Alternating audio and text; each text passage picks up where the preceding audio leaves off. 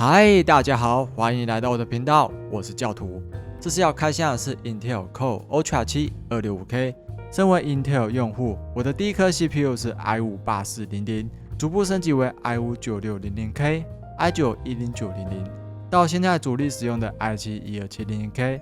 那这次毕竟隔了2代才升级，我对 265K 有多大的效能提升，抱持着非常大的兴趣。另外，这次也买2组不同频率的记忆体。分别是宏基的 Paradox Plus 2 DDR5 6400，跟知奇的 Trident 力5 RGB 缓风级 DDR5 8000，还有这次搭配的主机板也是延续频道的传统 ，TUF 信仰一定要有。我选择 TUF Gaming D890 Plus WiFi， 支援 WiFi 7，提供到6 GHz 的频段，大约每秒250 MB 的传输速度。TUF 信仰美学这次依旧在线。20项供电，超多散热模组，相信推 265K 绝对不是问题。I/O 部分 Type A 跟我的 H670 Pro 一样，维持6个 USB 孔，规格有稍作提升，有3个 USB 3.2 Gen 2， 3个 USB 3.2 Gen 1， 其中最大亮点就是新增 Thunderbolt 4插孔，理论传输速度支援到40 Gbps。也就是5000 MB 每秒，跟 PCIe 4.0 SSD 差不多快，支持2个 4K 讯号输出，或者一个 8K 输出。PCIe Gen 3还可以用来外接显卡，最低也有支援15瓦供电，拿来充手机刚刚好。M.2 第一槽支援 PCIe 5.0， 其他3槽则是支援 PCIe 4.0。再来介绍知奇的换风机，也是我人生第一条 RGB 记忆体。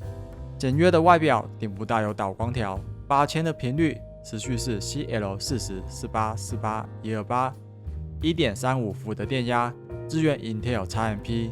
再来宏基的6400，低调黑色的雾面外观，它的散热片是我目前用过机体中最厚的，持续是 CL32-3939-102， 1.4伏的电压，双参数规格，支援 Intel XMP 和 AMD 的 EXPO。机壳这次使用的是 TUF Gaming GT302 ARGB， 是这次 Intel CPU 首发大版活动赠送的，买黑色主机板机壳就送黑色的，主要就是那4颗14公分的 ARGB 扇，替我省了不少预算。I/O 部分也是中规中矩，2个 USB 3.0， 1个 USB 3.2 Gen 2 Type C。接下来废话不多说，让我们开始组装。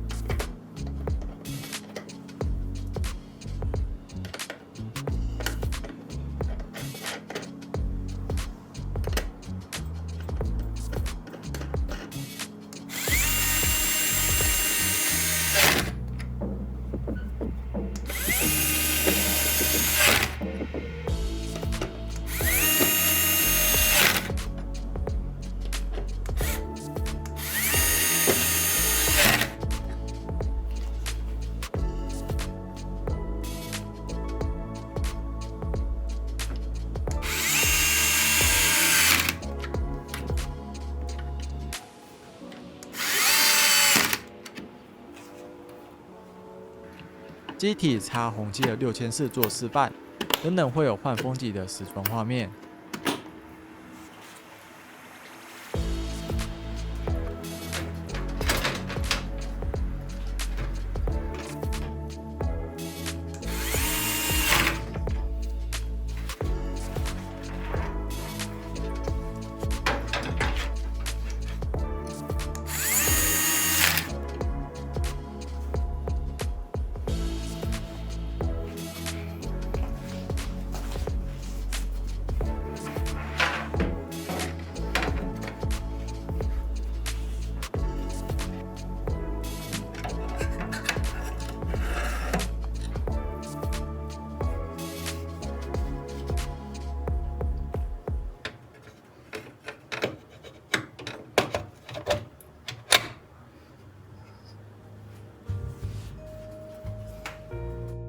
先说一下这次组装心得。首先，我不太喜欢 GT302，原因是 GT302 下方少了下进风，对显卡散热比较不好。另外，其他小缺点像是上下双仓设计，直接导致 GT302 长线空间变少，硬碟扩充槽也没 GT502 多，快拆设计也没 GT502 方便。以上就是 GT302 的小缺点。但 GT302 依旧是一款支援360水冷、设计好看的机壳。我认为最后还是取决于自身选择，毕竟有一个自己喜欢的机壳，每天欣赏本身就是一种享受。然后 Intel BIOS 设定上 ，DDR5 建议大家手动选择1:2分屏模式，也就是俗称的 Gear 2；DDR4 则是选择1:1分屏模式，也就是 Gear 1。AMD BIOS 这部分会在 FCLK 选项里面，以之前的5700X3D 平台来说，使用4000频率的机体 ，FCLK 的数值调整到2000，就是 Gear 1。AMD DDR5 平台的最佳设定，我之后也会在 9800X3D 开箱中进行测试。以上就是 DDR4、DDR5 的各平台设定。另外，我要跟大家说声抱歉，在5700X3D 开箱影片中， AMD 跟 Intel 平台机体分屏选项我都是使用 Auto 下去跑。5700X3D 部分，因为使用是3200频率的机体，没有触碰到 FLCK 选项的预设上限的1800，所以跑分数值是正常的。但 Intel 12700K 部分，我发现它跑到 Gear 2去了，直接导致 CPU 效能降低，而跑分分数实际可以更高。也要感谢 J9， 在我跟他互比 IDA64 延迟的时候，他发现 12700K 延迟偏高，主板预设跑到 Gear 2，骂了我一顿。总之这边再跟各位说声抱歉，这次测试我将使用全新的资料库，也会说明 BIOS 调成哪些选项，还请大家多多包涵。那回到 265K， 它的脚位是1851脚位，可以沿用1700脚位的散热器。计算单元使用台积电 N3B 节点，也就是3奈米制程，有着8个 P Core、12个 E Core， 总共20个资金序。在 R23 跑分测试下 ，265K 全核心 5.3 GHz， 最大功耗是250瓦，使用利民的 Wolfenn 360 ARGB 寒冰装甲水冷压制，最大温度来到88度，多核分数36034分，单核2246分。而在 Auto 设定下，最大功耗219瓦，最大温度84度，多核分数35766分，单核分数2066分，有着更好的能耗比，功耗少30瓦，温度降4度，多核效能损失不到 1%， 单核效能损失 12%。在不手调电压的情况下，我认为 Auto 是一个不错的选择。那接下来我会使用以下3个平台进行效能对比，其中 12700K 跟 265K 会解锁华硕 BIOS 功耗限制。5700X3D BIOS 将使用3611版本来获得效能提升。机体部分 ，DDR4 平台一律是跑 Gear 1，DDR5 一律跑 Gear 2。那以下是 12700K 跟 5700X3D 所获得的分数。可以看到 265K 在 R23 上，相比 12700K 多核分数进步 63%， 单核进步 30%。跟 5700X3D 比的话，多核赢过 270%， 单核赢 71%。接下来的 CPU 力测试中， 265K 多核分数获得15840分，单核888分，跟 R23 一样大幅领先 12700K 跟 5700X3D。至于机体 Ultra 220系列是 Intel 桌上型第一代只支援 DDR5 平台，在 IDA64 机体测试频率中，为了发挥机体的完整效能，我又把 P Core 调整到全核心 5.4 GHz， 手动设定 Gear 2。在读写方面 ，DDR5 对比 DDR4 有非常大的进步，8000频率读取竟然来到 116GB 每秒，跟之前 12700K 4000频率相比提升将近2倍。至于 5700X3D， 因为架构关系只有单 CCD， 会导致记忆体写入砍半，这点是正常的，大家放心。好在日常使用会比较少用到机体的写入效能，通常是读取居多。在延迟部分 ，DDR5 因为跑 Gear 2， 机体延迟会比 DDR4 高，我可以理解。但延迟平均来到80奈秒以上，我就不能理解我看网络上的资料，14代 Intel DDR5 平均延迟也才60奈秒到70奈秒。你说它这次用胶水延迟会提高，那我跟 AMD 7800X3D 比，网络资料也告诉我平均也才60奈秒到70奈秒，延迟还是比 265K 低啊。我对 265K 的延迟表现无法接受。好，到这边我们大致可以知道，265K 相比前2代的 12700K 跟 AMD 的 5700X3D， 跑分效能有相当大的提升，但延迟也很高。那这个效能是否可以在游戏中体现出来，就让我们来看一下吧。废话不多说，我们先来看一下 265K 对比 5700X3D， 在 Full HD 的环境下，最终幻想时是 7.0 的完整跑分跟帧数差别。想直接知道结果的人，也可以选择章节目录到我整理好的报表。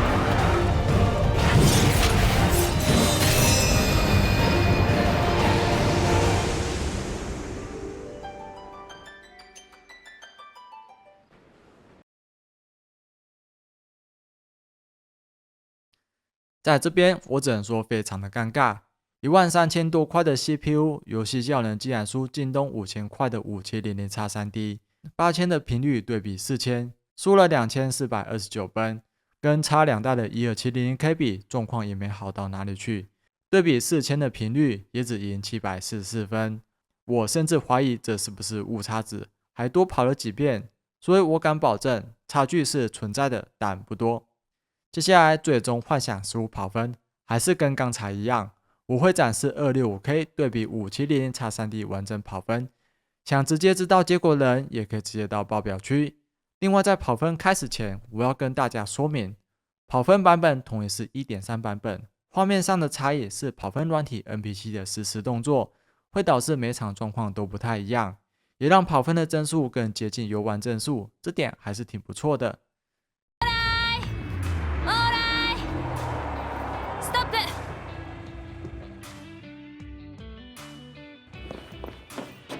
じゃあ気をつけてね。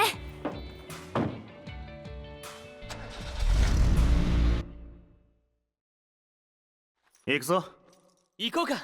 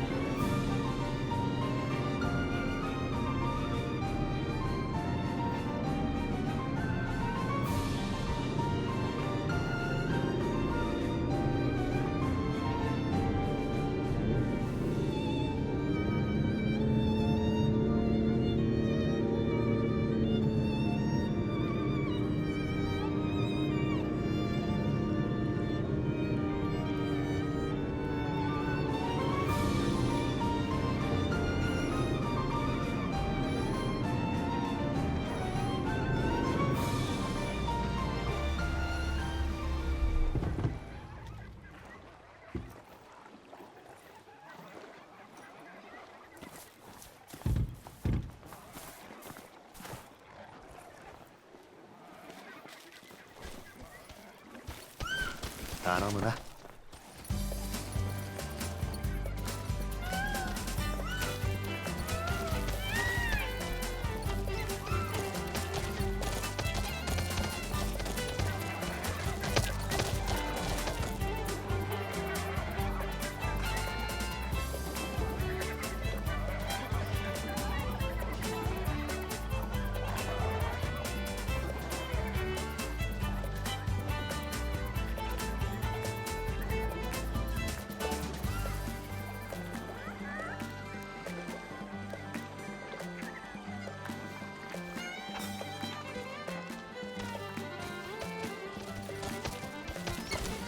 ありがとな。ありがとう、チョコボ。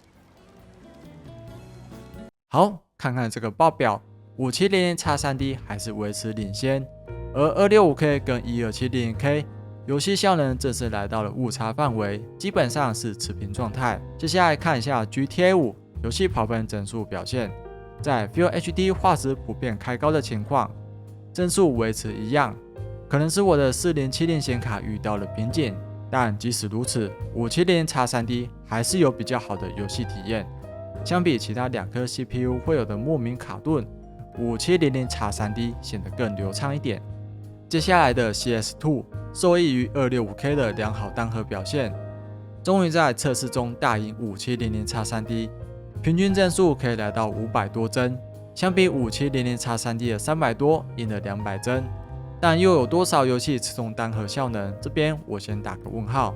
可以说 265K 在游戏测试中表现实在惨不忍睹。好在 Intel 有自家的 APU 技术，可以针对 Intel 大小核架构做出优化。玩游戏的时候优先使用实体核心，但在拔掉超执行序的15代，还有多大的提升呢？就让我们来看一下。还是最终幻想 FF14跑分，在开启跟关闭 APU 的相比之下，帧数提升不大，大概就提升2到3帧。大部分场景还是维持一样的帧数表现。碍于手边游戏不够多 ，APU 其他游戏效能提升，我就不敢乱下评论了。只能说在 FF14游戏里面，开 APU 的效能提升有跟没有一样。内显部分 ，265K 跟 285K 维持一样的等级，拥有4组最高2 GHz 的 X1 核心。由于刚出不久 ，GPU 力 2.60.0 版本还识别不出来。在驱动部分也要注意，千万不要下载华硕9月27号的版本，因为这个驱动有很大的几率导致蓝屏或者花屏。请大家到 Intel 官网下载10月29号的版本，相对之下就会稳定许多。看 YT 4K 影片不会有问题，但游戏又是另外一回事。在这边，一些像是英雄联盟、世纪帝国那些不吃效能的游戏就不测试了。我将专注于现在的内显到底能不能玩3A 大作。首先是神优化的 Warframe， 在游戏设定画面里就有奇怪的闪烁。问也有使用 Ultra 200S 系列的人，有些也有跟我一样的问题，有些则是没有，看起来是几率性的，确切原因还在寻找。有相关消息我会再跟大家说，这个问题先放一旁。现在测试游戏帧数，在 1080p 全低特效下。正当我在某太空战舰拿着自制打狗棒米萨卡大杀四方的时候，帧数能破100，最高能到150 FPS 左右。即使在人多的地方开大招，最低也有90帧。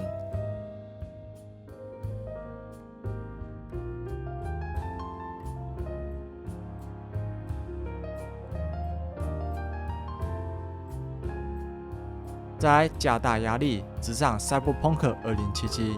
在最低特效中，奇怪的闪烁加重，但跟2077这主题有莫名的搭。游戏也在30帧左右，有在玩游戏主机的感觉。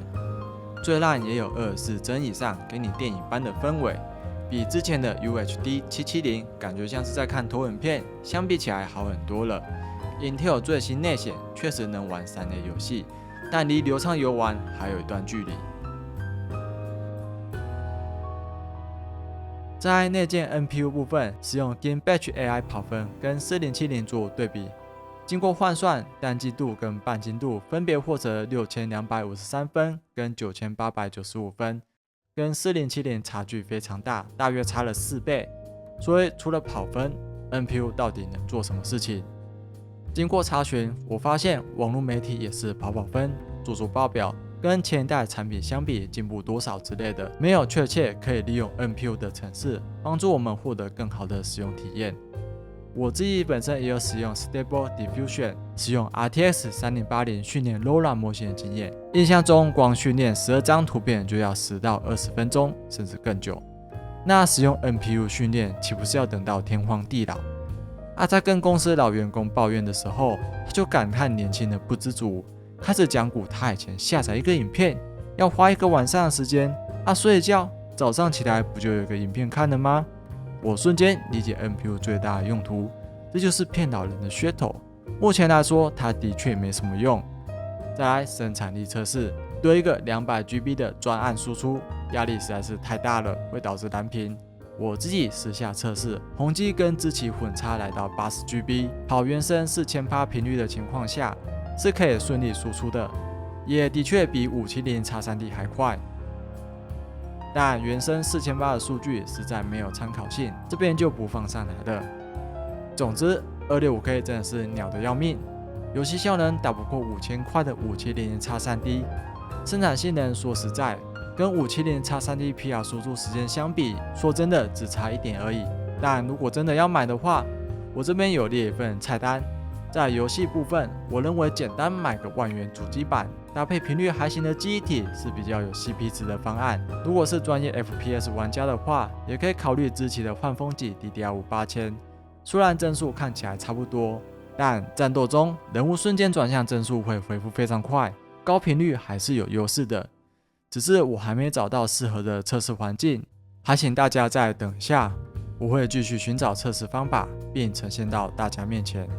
那生产力部分，可以买个低频率大容量机体来进行一些渲染或者剪辑，但其实我更推去京东买个便宜的5700x3D， 搭配 B50 主机板，再加3200的频率记忆体就足够爽玩游戏了。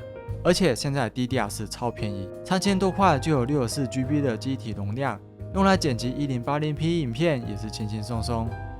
FPS 玩家可以直上4000的频率，相比 DDR5 的8000，效能差异大家能不能体会出来我不知道，但价差绝对非常有感。如果要剪辑 4K 影片或者更大的渲染需求，也可以无脑买3200频率的机体，直上 128G。这边提醒各位，570x3D 记忆体差 128G， 最大频率只能到3200，之后再高的频率统统开不了机。这点我在之前的匿名水冷开箱就有测试过了，如果有兴趣，大家也可以去看一下。经过这次开箱，我认为 Intel 好日子已经到头了，台积电轮班熄灯都救不了的那种。在汤姆大叔 CPU 基础排行中，前5名清一色都是 AMD X3D 系列，第6名才是10代的 i9， 游戏 CPU 也是一样的情况。显卡这个战场更不用说，基本就是把 NVIDIA 40系列跟 AMD 的7000系列全部列出来，才轮到 Intel 的显卡。最终连伺服器这块宝地也输 AMD。在排行榜中，2024年最佳伺服器的 CPU 是 AMD 的5995WX。怎么说呢？消费级伺服器 CPU 输 AMD， 游戏显卡也输 NVIDIA。Intel 现在状况真的非常危险，危险到要卖我之前趁低点买的股票了。我是教徒，我不建议大家买 Intel 股票，但欢迎订阅我的频道，让我尽早突破盈利门槛，就有更多的资金做大家喜爱的主题。下一部影片，我将开箱我在罚站屋罚站3个小时终于买到的 AMD 9800X3D。我们下次见，拜拜。